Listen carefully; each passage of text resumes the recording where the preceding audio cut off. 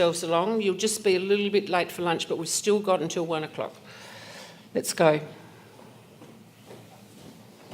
Hello everybody, I'm George. I'm a little bit bloody nervous to follow that conversation because I just acknowledge that I'm speaking from the group that we were working with was predominantly white group, so I just wanted to acknowledge that first, I suppose.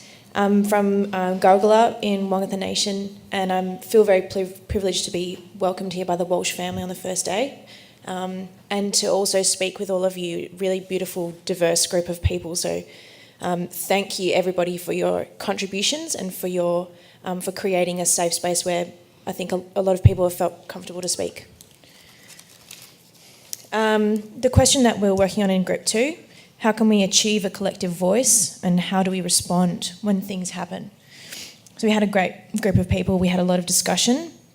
I just would like to acknowledge we had a couple of online issues with the Hangout was working, but the person online couldn't hear all of us.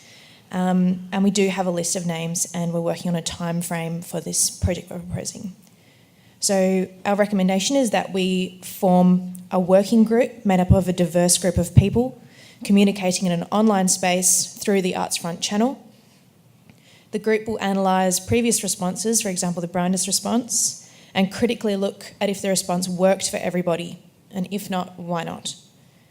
The group will produce a list of considerations or questions to ask ourselves when planning events.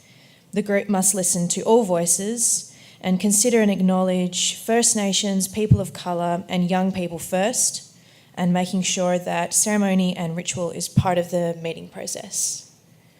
So that's our recommendation. We've got a couple of people that have put their hands up to be part of that working group, and if anybody else, particularly First Nations, people of colour and young people would like to join that group as well, it's open. Thanks.